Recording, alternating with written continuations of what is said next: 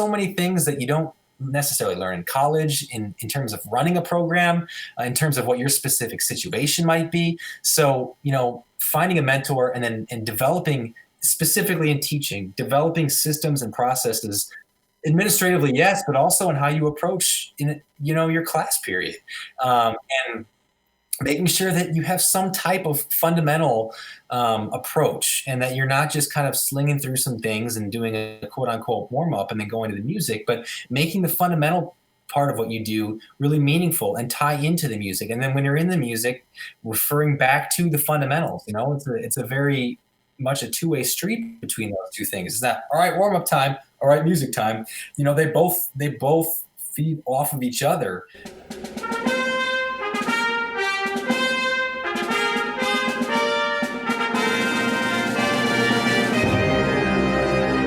Hello, everyone. Welcome to Everything Band, a podcast that features conversations with composers, conductors, and performers of music for winds and percussion. My name is Mark Connor. I'm a composer and educator, and each week I have the good fortune to speak with and share the stories and wisdom of musicians and leaders in the band community. Are you planning to travel with your group sometime soon? If so, please consider my sponsor, Kaleidoscope Adventures, a full-service tour company specializing in student group travel. With a former educator as its CEO, Kaleidoscope Adventures is dedicated to changing student lives through travel, and they offer high-quality service and an attention to detail that comes from more than 25 years of student travel experience. Trust Kaleidoscope's outstanding staff to focus on your group's one-of-a-kind adventure so that you can focus on everything else. The Everything Band podcast is a proud member of the Music Teachers Development Podcast Network. The Muted Network provides support in the form of audio-on-demand programming designed by and for music educators. You can find more information about our network at mutedpodcasts.com. Before we begin, I'd like to thank all of you for listening. I appreciate your time and hope that you are finding value from these interviews. I rely on word of mouth and social media to bring the show to new listeners. If you think you knew one or two people who might find these interviews useful, please let them know about it. You can also help by following me and sharing posts on Facebook, Instagram, Twitter, and YouTube. Remember, help your students live up to the best that is in them through music. And now on to my next guest, Daniel Morrison. Hi, Dan. How are you? I'm great. How are you? I'm doing really well. Dan, can you introduce yourself for my listeners? Sure. So like you said, my name is Daniel Morrison. I'm the director of bands at Ronald Reagan High School in San Antonio, Texas. And I'm actually originally from Illinois, and I spent my entire childhood through college living in Illinois. I'm from the Chicago suburbs. I went to the University of Illinois, and I got a bachelor's degree there and ended up getting a master's degree there as well in music education. And then I moved down to Texas, where I became an assistant band director at Reagan and then eventually the head director. I met my wife in Texas, and now really I call Texas home. So that's kind of my story and how I went from Illinois to Texas. Yeah, that's a big story. We're going to kind of dive into that a little bit. I want to hear more on that work. So what instrument did you play as a child? Growing up, I played the trumpet, and that was because my dad played the trumpet, and he is actually a band director. He was the band director at Prospect High School in Mount Prospect, Illinois for 30 years, had just a storied career, and did just incredible things, and is a brilliant music educator. He was until very recently the only music teacher ever win Teacher of the Year for the whole state of Illinois. So he's definitely inspiration to me, and somebody that I look up to, beyond words. But that's why I play the trumpet was because my dad played the trumpet, and I saw him doing that, and I wanted to follow in his footsteps, just like I followed in his footsteps as a band director. Yeah. So Eric Combs just recently won. Right. Yes. Yeah. Eric was a guest on the show. So, very nice. Yeah. So I didn't realize that your father was the previous music teacher. Yeah. 2003, I think it was. He was Teacher of the Year for the state. It's pretty cool. You said that your father was a band director, and that sort of you wanted to follow in his footsteps. Did you know that kind of from an young age? Were you sure of that in high school, or was that something that came a little bit later? I wouldn't say I was sure of it necessarily. I always knew I wanted to go into music and study music and have a career in music. I was really serious about the trumpet for a long time. And I played in the Chicago Youth Symphony, and I was always sort of seeking out opportunities as a performer. And in college, I actually even double majored for a lot of the time in performance and in music education. But ultimately, in love with the music education path and realized that that was the career that I wanted to pursue. So to answer your question, I mean, I didn't always know for sure, but I did always know, I think, that I wanted to go into music. So you went to the University of Illinois. And so was that sort of always going to be your choice, or were you looking at some other places? I mean, it was always a top choice for sure. And like as a younger kid, I loved the basketball team. I was obsessed with the Illinois basketball team. They were pretty good back then. And my parents both went to Illinois. We visited the campus a lot. The University of Illinois hosts a marching band competition that the Prospect Band, where my dad was teaching, I mean, they had won it like 24 times in a row or something. And so it kind of held a special place in my family's heart. And so it was always near or at the top of the list. I mean, I was also considering Indiana. I was looking at some other schools too. But I think in my heart, I always kind of knew I was going to go to Illinois. So what was that experience like?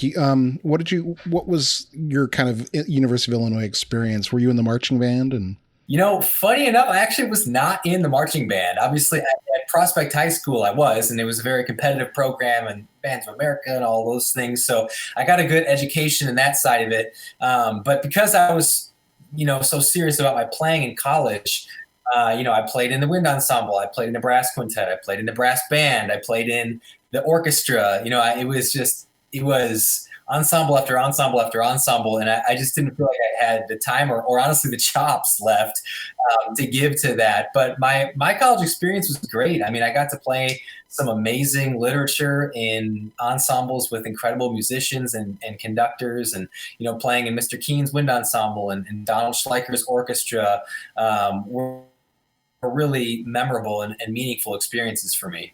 That's interesting that you weren't in the marching band. That's not a requirement at Illinois for music ed? It's not. And, I played one semester in the basketball band, and that was a blast. But I never did marching band, yeah. Yeah, I had to do 2 years as an undergraduate, and I tell people on the show all the time that I was a very reluctant college marching band member. But I'd have done basketball band every year if I could have. Everyone loved it. It seemed like a great experience. I couldn't fit it in for myself. Yeah, sure. No, it makes sense if you're double majoring with it, or if you're doing the performance and music ed tracks. That's a lot. Yeah. Yeah. So, so you mentioned that you got a master's at Illinois also. Did you just stay for the whole time? No, I taught for a couple of years, and then I was able to do a summer program. Illinois has a great summer program, actually. It's in conjunction with ISYM, Illinois Summer Youth Music, which is a summer camp for, middle school and high school instrumentalists. And you're a camp counselor at that while you're working on your master's degree in music education. So I was able to do all that in 2 summers, actually, because I had some other credits and things that I could apply to it. And I knocked it out in 2 summers, which was great. And then I was able to stay in Texas after that. I need to know because, we hear all these things about how difficult it is to get a band director job in Texas, and especially if you're coming from out of state. How did you end up at Ronald Reagan High School fresh out of college? Luck. I mean... There are a lot of factors that play here. When I was looking for jobs in very close contact with Mr. Keen, Professor James Keen from Illinois and other famous band person. But I had known him for a long time because my dad had him out to clinic the Prospect Band even before I was in high school. So we had developed a relationship over a long period of time, and he was obviously a very special mentor for me. And he would always say, keep your eye on Texas. That's a great place to be. And, I always had heard how great the bands were there. And, I had gone to Grand Nationals and seen the marching bands. And it's like, gosh, this is crazy. How many good bands are there down there? Well, it turns out a lot. But, yeah. But so it was kind of a fortuitous thing. The gentleman who took over for my dad at Prospect, his name is Chris Barnum, told me about his friend who we marched Cavaliers with had posted something on like Facebook saying that there was an opening at his school for an assistant position. Well, it turned out his school was Ronald Reagan High School. And so I was like, I know Ronald Reagan High School. I saw them in Indianapolis. Like I'll apply for that. Like I might as well, nothing to lose. So I did. And Mr. Keen definitely helped put in a good word for me with all of this. And they offered me an interview. And they said, we'd be happy to do a phone interview. And I thought, you know what? I would really like this job. And I think if I go down there, it's not only going to be better for them to meet me in person, but it's also going to show that I'm really serious about it. And so I flew down there on like 2 or 3 days notice. I mean, it wasn't a cheap flight, but it ended up being a good investment. And so I went down there, I interviewed, and it's funny because the principal afterwards told me the thing that sealed the deal for him was, I think somebody asked me a question about when I would move down or how serious I was about it. And I said, for me this job, I'll get in my car and drive down here tomorrow. And they knew I was serious then, and I think that meant a lot. So, and to me, I thought that was just like a no-brainer answer. It's like, this is such an opportunity. Of course I would do this. But I think it was just a combination of the right opening at the right time with help from mentors and people in my life, and flying down there and doing an in-person interview to show how serious I was about it. Mm-hmm. Well, yeah, it's an incredible opportunity. It's amazing that you just sort of got on that flight.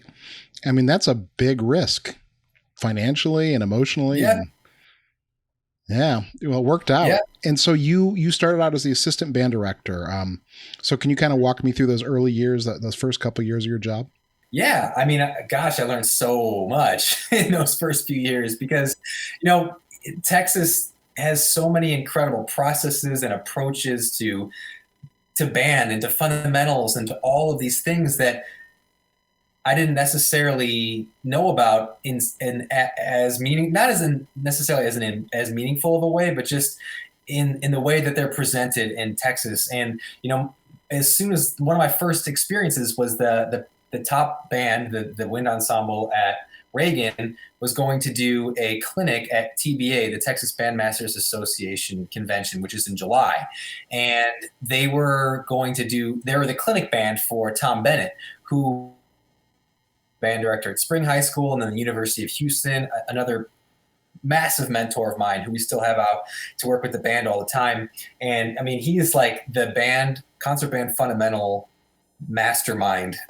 He was Eddie Green school kind of, Eddie Green was at University of Houston and Tom Bennett was there too.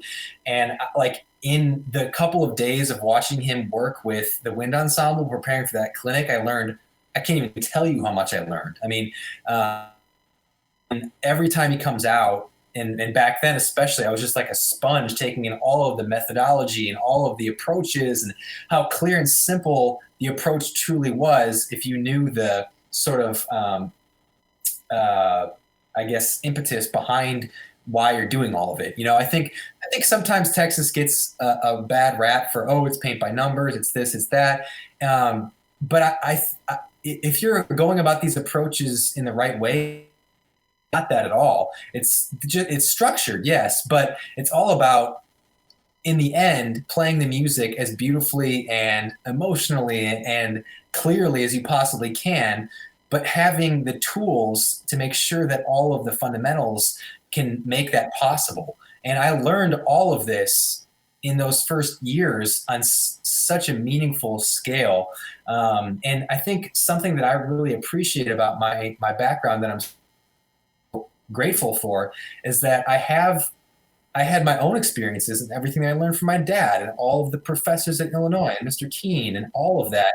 And then I have with Texas sort of a different approach that I had never seen before. And I still am able to take things from my past, my more long ago past, my more recent past, and mentors of now, and sort of use my own personality and the things that I like to turn it into something that works for me. And so that's been huge for me. And my advice to any young teacher would just be to try to listen and be open-minded to as many people as you can, and not think that you have to buy into a very strict way of thinking about things, or that you have to imitate exactly what one person does. It's good to at first imitate people, because that's how you start to learn, and then you start to learn what your own style is.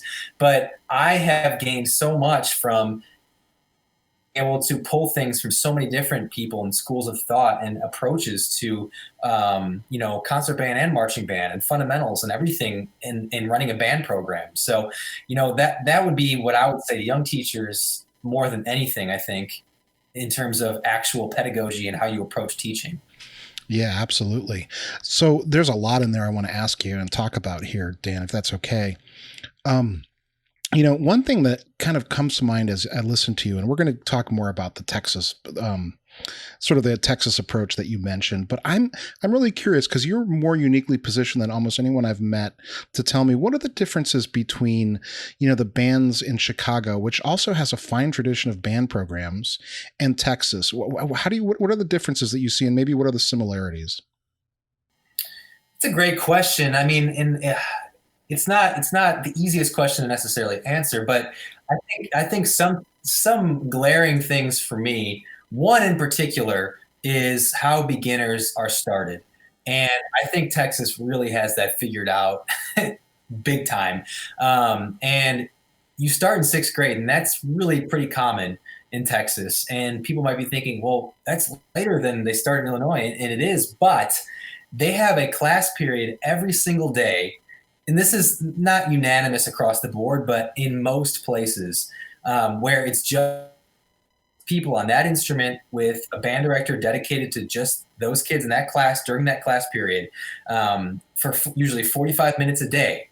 And so they're getting 5 days a week, 45 minutes a day with a teacher on their instrument, as opposed to, my experience was here's, you might get a group lesson once a week for 20 minutes and you're just left to figure it out the rest of the time. So bad habits and all these things creep in so quickly. Whereas, you're able to really methodically approach learning the instruments from every angle, in the way that it's handled in Texas. And that makes a huge difference. I mean, the way that you're set up in sixth grade as a beginner is affecting the way you're playing in 12th grade as a senior, and I'm convinced of that. So I think that's a huge one, in terms of differences. Now, you're right. There are tons of really, really fine band programs in the Chicago suburbs. But Texas, I tell a story a lot. When I first moved down there, my first fall with the marching band, I'm walking through the parking lot, hearing bands warm up, and it's like, oh my God, that band's probably going to win, right? And then, like, they came in like 30th place or something. And it's not about the competition aspect of it. It's the fact that there are so many good bands. The depth is just, I'm still blown away by it after having lived here going on 11 years. And I don't know if that's just there seems to be, like, especially the universities, they have a very methodical approach to talking about how to teach band and how to think about it. And, kind of going back to what I was talking about with the paint by numbers thing, I don't agree with doing a paint by numbers approach to band at all. But I think that people sometimes confuse, like, having a system is a good thing. And if you're a young teacher and you're not really sure what to do, but you learned a system and you do that, and you're not even sure why at first, I think that's okay, as long as you're starting to make sure that you're working to understand why. And that, as you're doing the system, light bulbs are going off and there's thought behind it, And I think that is just maybe more ingrained, in the foundation of teaching band in Texas than really anywhere that I know of.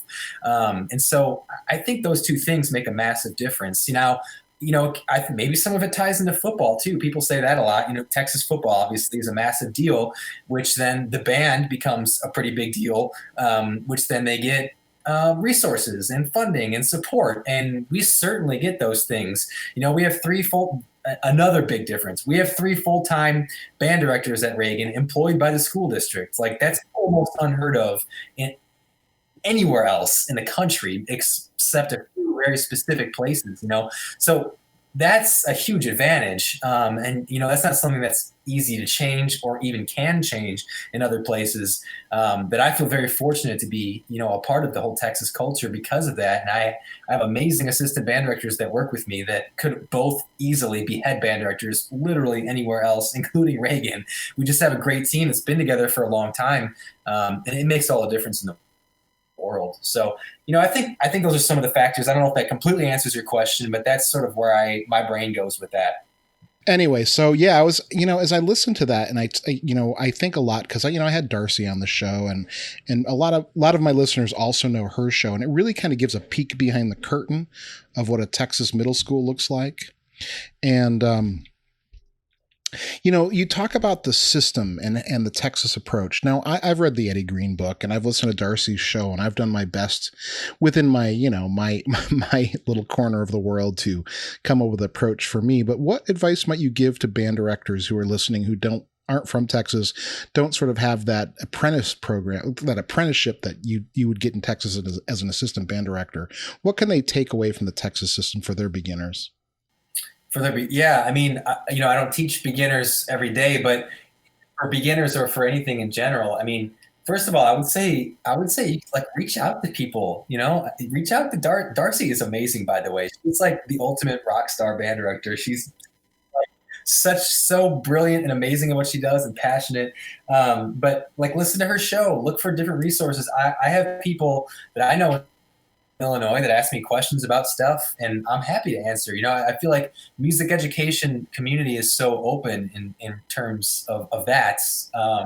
And there are certainly resources out there to help get people started. But just, I feel like even if you have no access to anything or you don't feel like you want to reach out to somebody, just like starting somewhere, like every day, let's play a concert F and try to make it sound better, And obviously concert F in Texas is a big thing, but it is other places too. I mean, that's not just Texas thing, but I feel like having any approach that you're consistent with and that you're building on is going to pay dividends.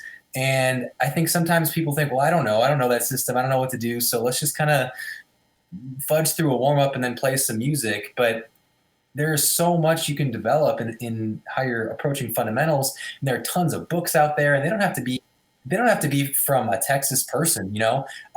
Any approach in terms of what the exercise is, the exercise itself to me is way less important than the purpose behind what you're doing and what you're trying to listen for, and trying to make sure that there's clarity in the ensemble, or that the beginner is setting up with the right embouchure every day, and that they're producing a tone in the right way. And a great resource, and I know he's starting to put out a bunch of videos because he's just recently retired, is John Benzer.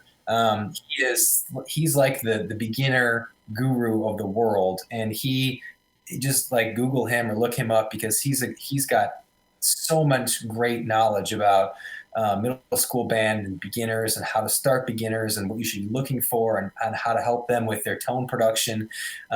So just reaching out to people, finding resources, but just sticking to something and making sure that you're thinking about what you're doing ahead of time. And don't let the fact that maybe it's not something you grew up with get in the way of the fact that you can do it. Because I didn't grow up with anything that goes on in Texas. I mean, there are some universal concepts that, of course, I heard before, but it was pretty foreign to me when I moved to Texas. But I was just open-minded and listened, and then gradually made things become my own. So. Okay, so what I want to know, Dan, then I want to know a little bit more about what the program's like at Ronald Reagan High School. So imagine that I'm a freshman in your band. Can you walk me through what my experience looks like? Sure, yeah. So obviously we have the marching band, and that's going over 350 members now, which we're super, super happy about. And then we have 4 ability-based concert bands, 2 jazz bands. We have a super robust chamber program. We had this sax quartet that my colleague Greg White started maybe 5 or 6 years ago, and it just took off. And I mean, they've performed several years in a row at the live rounds at Fish Off. They won the M Prize Wind Division at University of Michigan.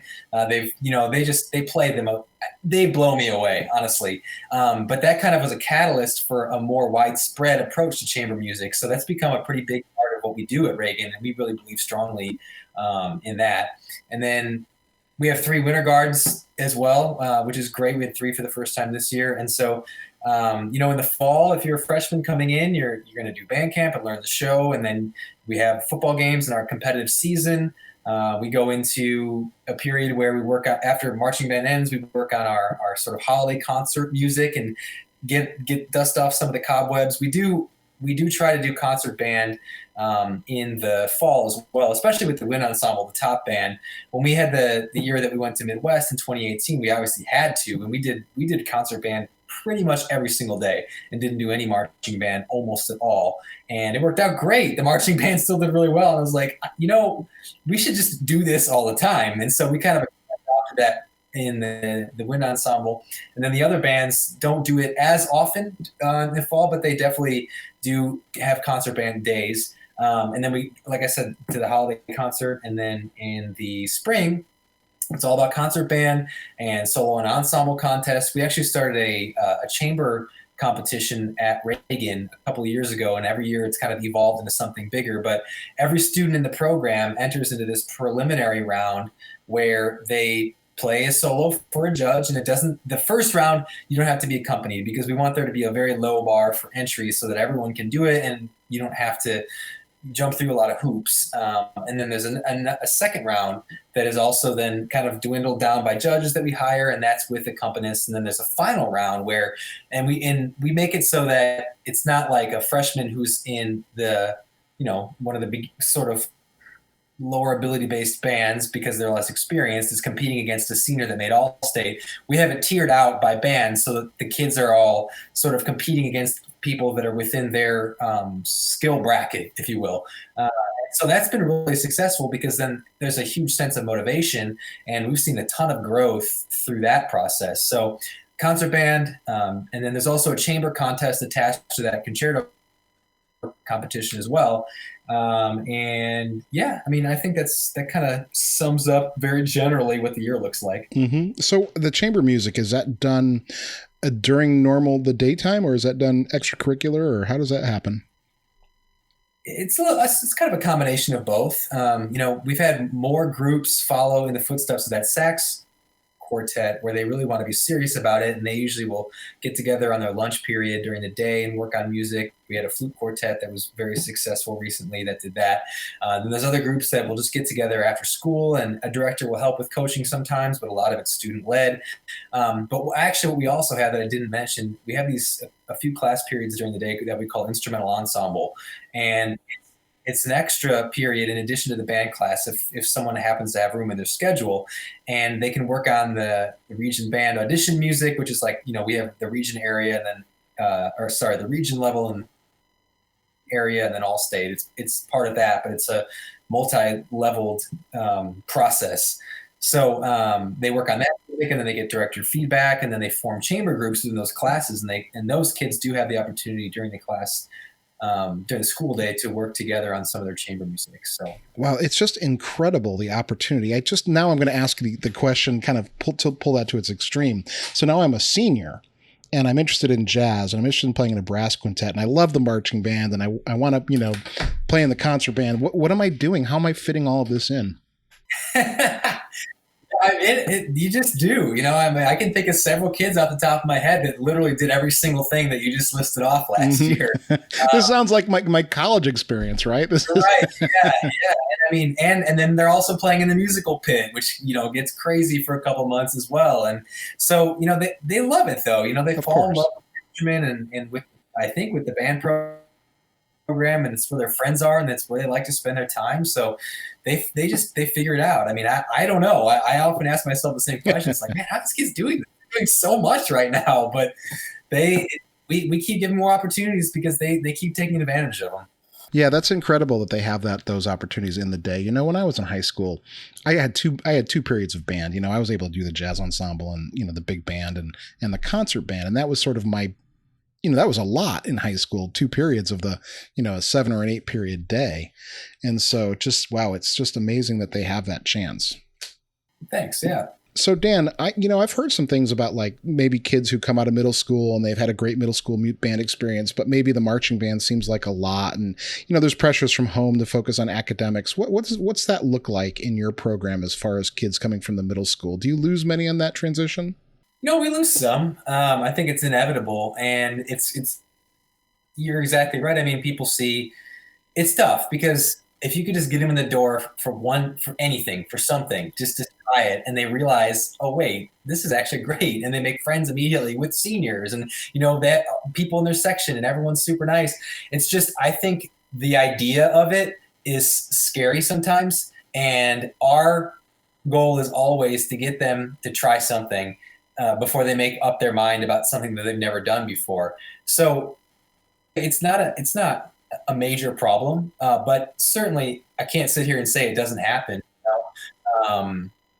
But we're fortunate to have great feeder middle schools, and we get a lot of great kids. We have two feeders, and we get a lot of great kids from them. And the big thing, the biggest challenge in that whole realm that you're talking about is a kid who has decided, or parents who have decided in their mind that, well, this is going to be too much for me, before they've tried it and realize, yeah, of course it is busy, but man, it's so worthwhile. And I can't imagine my life without it, because I could tell you countless stories too of kids that were on the bubble or not sure, and we got them to try it, and now they're a drum major, now they're band president, now they're majoring in music. It's just, I always sit there and think about, man, I wonder if these few kids that didn't give it a shot, where they would be now if they had tried it, and it's inevitable, and it's something that exists, but our goal is always to make the number of kids that don't try it as few as possible. Do you, does Texas, do you have the 5-point system for AP classes, right? In Texas, where you can get like a 4.5 GPA? So our GPA is, yes, essentially yes, but our GPA in our district, and I think in a lot of places in Texas, is based on a 100-point scale. And so it makes it so the percent that you get in a class goes towards your GPA, not letter grade. So like a 92 or a 93 are different for your GPA. But there's a multiplier, so that like an AP class, you can get like a 120 or 130 or something out of 100. So tons of kids have GPAs that are over 100. So it would be like over a 4.0 essentially. Yeah. Yeah. Well, I'm getting to the point that a lot of, especially at like, more prestigious high school, not more prestigious isn't the right word. A lot of private schools, for example, where kids won't take band because of their GPA. They're competing for the top honors. I think about these pressures that we face as, teaching high school to get kids, to recruit kids, and just kind of your thoughts on that sort of stuff. Yeah, I mean, the first thing I'll say is that we've had the valedictorian of Reagan High School of 3,500 kids in band. So certainly it's not doing enough damage to make that much of a difference. I do get that though. And honestly, when I was in high school, I took, I want to say maybe, I can't remember, orchestra or jazz band, or maybe both. We had an option to take it past no credit, and it didn't count on your GPA because of that very reason, because you want to get the rank and you want to get all that stuff. And it's tough, and that's why I think people push sometimes for an AP band class for that very reason, because, if you're in the top band, it's very rigorous and you're doing a lot and it's going above and beyond, and you're things like you would in an AP class, but you're only getting what you would get for a quote unquote regular class in terms of what the GPA is. Yeah, sure. It's a tricky situation. I don't know if there's a great, just one-stop shop, quick fix answer to it. So tell me about some of the things that you've done. I know that you've been to Midwest, and I know that you've marched in some big parades. Tell me about those experiences. Yeah, I mean, man, we've been very fortunate over the past few years to have some really great experiences with the band. So yeah, we played at Midwest in 2018, which was just an incredible experience. I kept telling the students, it's going to be this massive convention room, and it's going to be full. And I don't think they really believed me until we got on stage with the concert and they saw it. But that was a lifelong memory for sure. And then we went to Grand Nationals, Bands of America in 2016. And from that, the Rose Parade Committee chose us to march the 2018 Rose Parade. So that was, amazing, marching in the Rose Parade. We had great weather. A funny story and reason why I say that, when I was in high school, I marched in the Rose Parade, and it was the first time it had rained in like 75 years or something for the Rose Parade.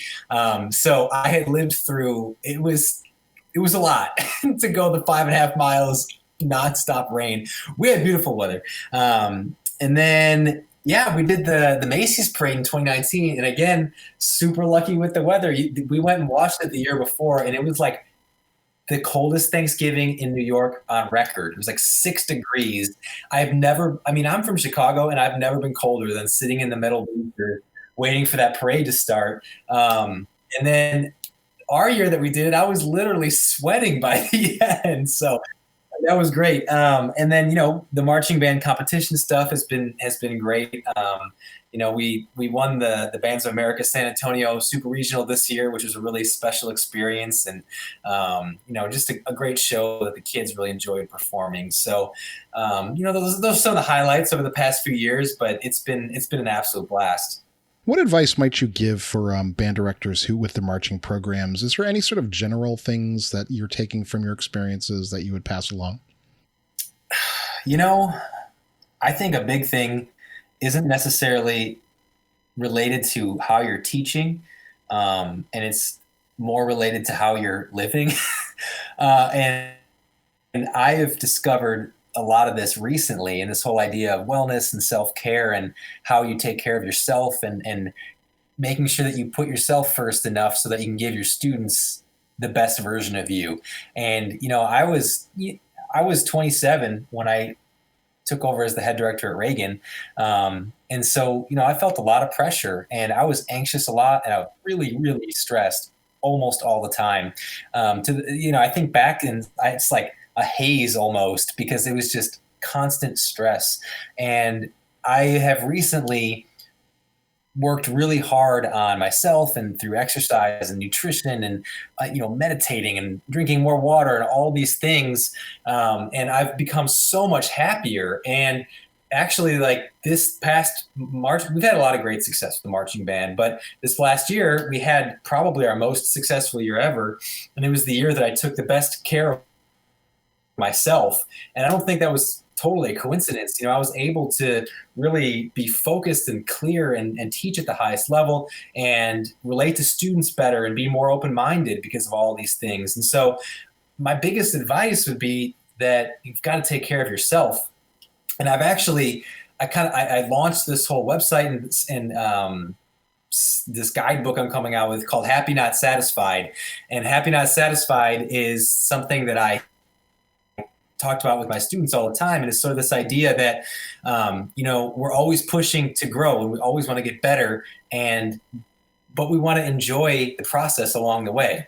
And the fact that we're pushing to get better is what makes us happy, and that we're not waiting until we get to some goal to allow ourselves to be happy. And that was something that I was so guilty of. It was like, all right, we got to do XYZ competitive thing, and then I can let down and be happy. But then it was like I was happy for a day, and was back at it with stress and the worry about the next thing. And it's like I finally realized, like, we're doing these amazing things, and I'm like not really enjoying my life all the time. Like something's got to change. So this thing that I was telling my students about our approach to how we kind of do band, and how we approach competition, and how we approach anything, is this idea of being happy, not satisfied.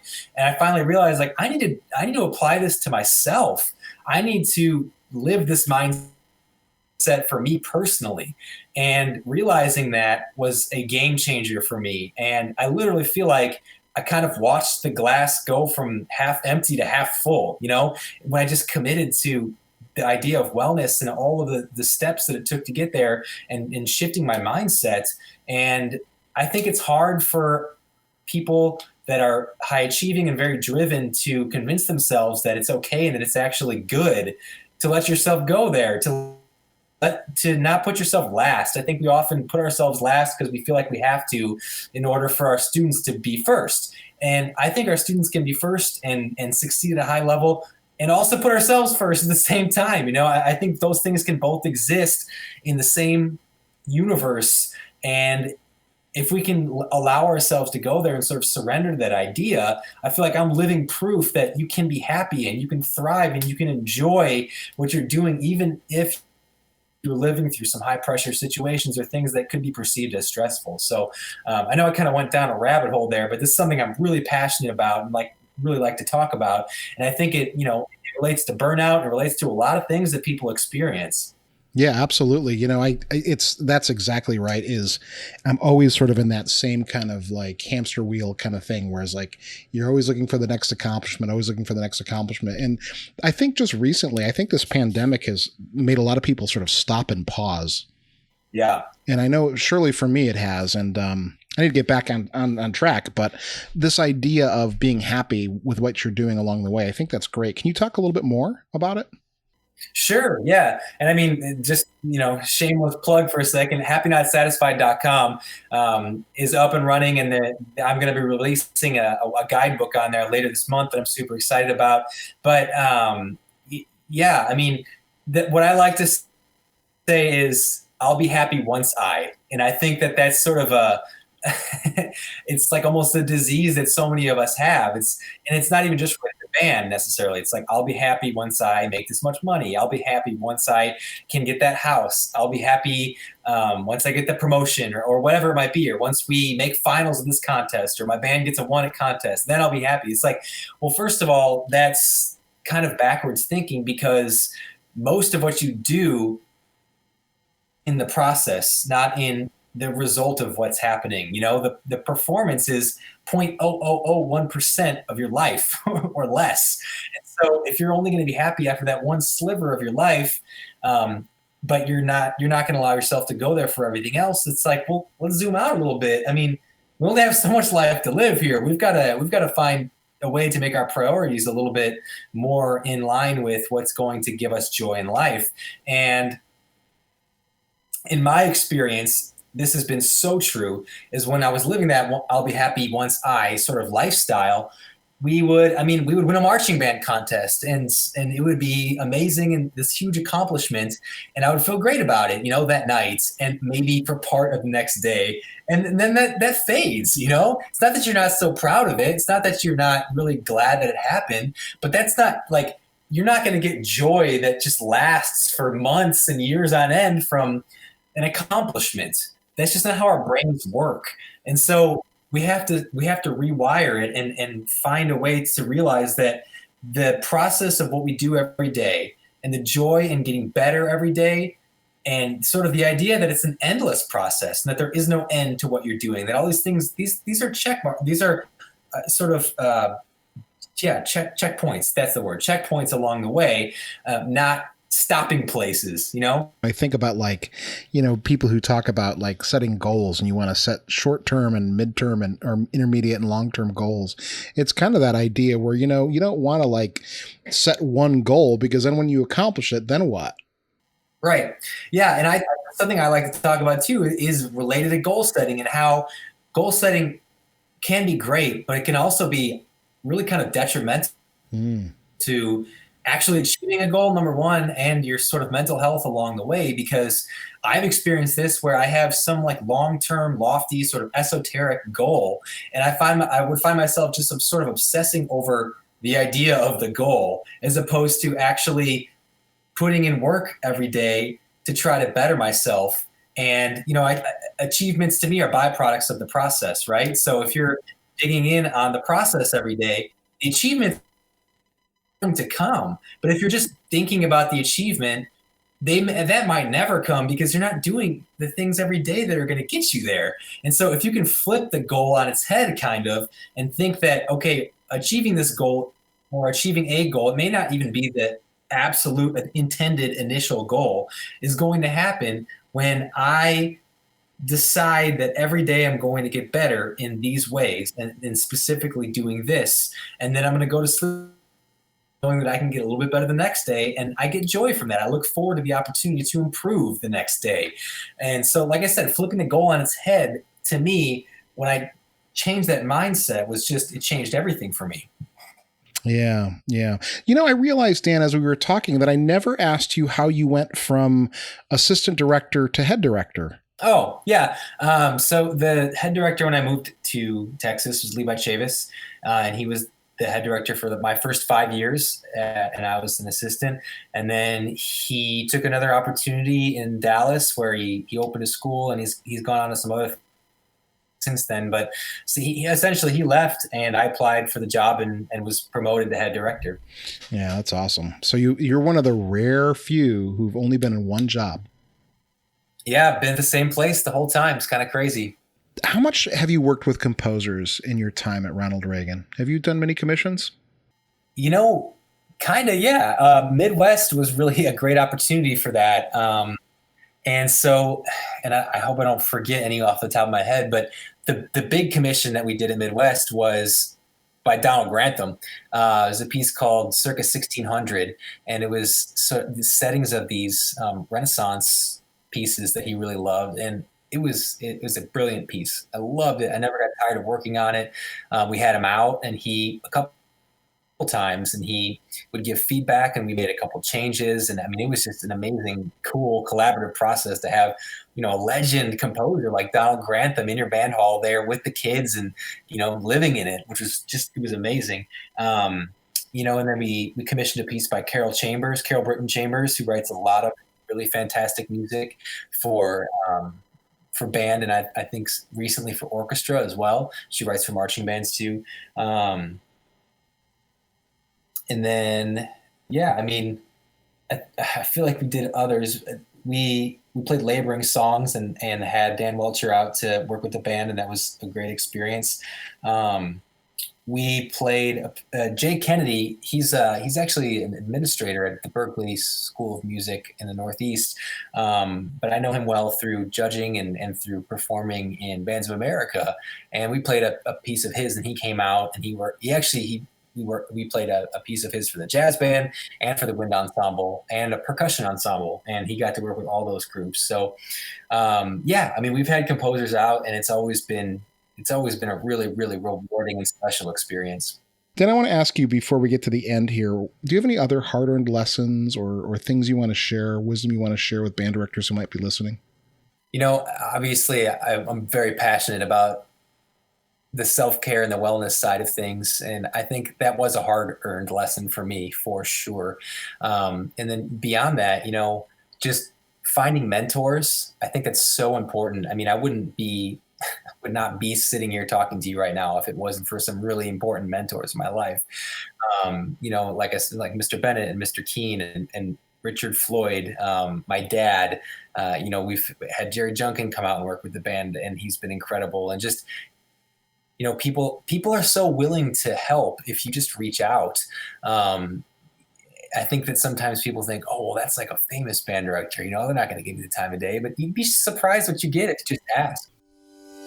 Hey there, everyone. My name is Ann Molesky, and I'm the host of the Anna Krusik Podcast, another podcast in the Muted Network. It's my mission to help music teachers be more purposeful, sequential, and joyful in each and everything they do as teacher musicians. Join me every Thursday as I share tips, tricks, and meaningful conversations with other music teachers about how to make the general music classroom more intentional and impactful for both you and your students. All right, Dan. So I ask all of my guests a series of questions at the end of every interview. The first of these questions is, where do you draw the line between healthy and unhealthy competition in music? Yeah, it's a great question. For me, I think that competition can bring out the best in people, and it can bring out the worst in people. And for us at Reagan, I spend a not insignificant amount of time de-emphasizing the importance of competitive results. And that's because, I know human nature, I know how students are, and it wouldn't matter what I said, they're still going to have a drive to do well competitively, And so I feel like it's my duty to make sure that they see the other side of why we're doing what we do, and how, connecting with the audience and creating beautiful music and giving a performance you can be proud of is so important, so much more important than any competitive accolade that you could ever get. And so I think that the competition part of it does still drive them, and it's something that motivates them. I think can bring out things in people that they didn't even know that they were capable of doing. And I think that part of competition is great. But I also have seen the other side of it, where like we were talking about earlier, the result is what we're talking about. And we've got to make the state marching contest. It's like, well, that's that's a dangerous goal to set there, for a lot of reasons. One of them being you have no control over that. And then if you don't do it, then what do your kids think? There's some resentment there. There's some confusion, and they don't understand why they did all the things they did if they didn't get the competitive thing. So I think it's the duty of the teacher to make sure that there's a healthy approach to competition. And I feel that very strongly, for sure. So we've talked a little bit about this already with your happy, not satisfied approach, but do you have any other tips for finding a work-life balance in your career? Making work-life balance a priority. I think that, so it's tough, especially in the fall for a high school marching band director. The hours are the hours, but I think that we need to be careful about not adding hours to what we already have to do. And, taking that mindset of work smarter, not harder. More time doesn't necessarily mean better. Meaningful time and effective time means better. So separating those two thoughts in our brain is really important. And, you have to find work-life balance. It's absolutely essential. We all know, there are stories of people whose relationships have had major problems because they didn't find work-life balance. And, their personal health has deteriorated and all kinds of things can happen. So we owe it to ourselves and the profession and our students and everybody to allow ourselves to have balance, because ultimately we're not gaining, we're losing if we're doing things beyond what's required to be successful and give our all to our students. And I feel like it almost can be sort of an addiction. I talk about sometimes this addiction to misery that some of us have that we don't even realize. There's also this addiction to feeling like we have to be working or thinking about work every second of the day. And that's not unique only to band directors, but it's certainly very prevalent in the band directing profession. I just can't afford not to make it a priority. This is a big question, but from your perspective, what are the challenges facing music education and band, and how can we best meet them? Oh, that is a big question. And, I think that the answer to that question kind of depends on, where you're located. Just kind of what I was talking about earlier. But, in Texas, we have multiple full-time directors. We have more resources sometimes. We have the middle school situation set up where the beginners are seen every day by a teacher. And then you might go to a different part of the country where they don't have any of those things. And so their priorities of what needs to get better would probably be a little bit different than the priorities of what needs to get better, in my school district. But that being said, I think that we just need to continue to advocate in a meaningful way for how important the arts are in a student's life, but also in adults' lives. I think people sometimes are very narrow in their mindset to why, something like high school band exists. It's not because we're trying to churn out professional musicians and music teachers. We're trying to make lovers of music and people that can connect in a more meaningful way with other people because of their understanding of music, and that they have an outlet through the rest of their lives and an ability to appreciate music for the rest of their lives that they wouldn't have gotten otherwise. And, it's like unlocking a part of the human condition and spirit that you don't get through a lot of other things. And so not just advocating like, well, this program is important for the now, this program is important for people to have healthy and fulfilled lives forever. And it's hard to get people to understand that. But, I think finding the people that maybe aren't necessarily professional musicians, but that are prevalent people in society, or politicians, or athletes even, or people like that do have sort of access to a lot of people and people who listen to them talking about how important their experience was to their current success, and there's some ridiculous number of Fortune 500 CEOs that were in school music programs. Why aren't we hearing more from them about that? Why is there not a coalition of them talking about how I don't play my instrument anymore at all, but I appreciate music and what I've learned, and those programs shaped me as a person, and all those things. So I think that's an angle that we need to start taking more to get more people to take it seriously. Once you start hearing from those types of people, then someone that has no knowledge of what we do, that you might catch their attention. Dan, I just invented a time machine, and I'm going to take you back to the afternoon of your high school graduation. What are you going to tell yourself? Oh my goodness.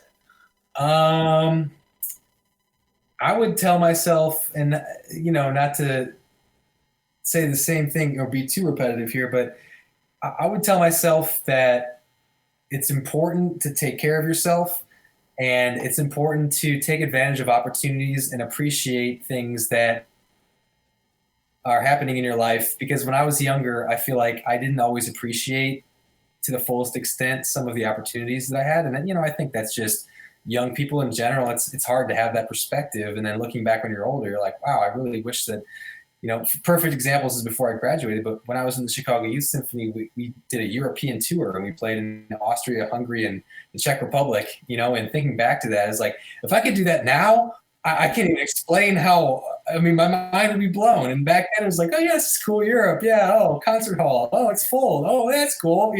But that kind of thing continued for a while for me, and I would just tell myself to appreciate what's going on around you and enjoy moments more and take care of yourself a little bit better.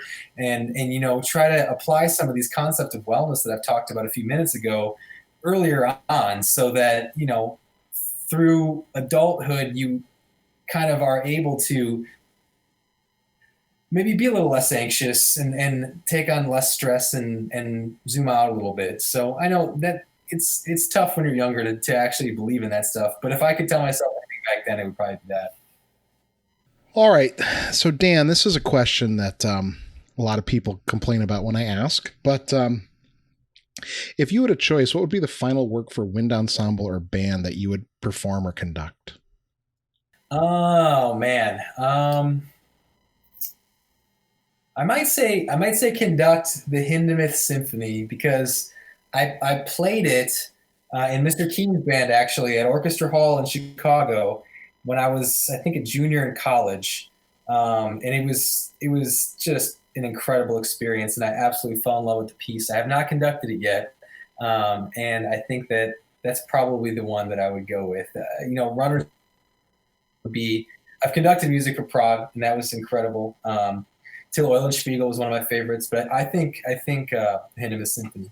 All right, Dan. So we're living in a pandemic world, so this is a little bit of an odd question, but is there anything coming up that you would like to share or promote? Yeah, I mean, in terms of what the band is doing, it's a little unknown, obviously. For me personally, I have the Happy Not Satisfied thing that's going on. So Happysatisfiedcom.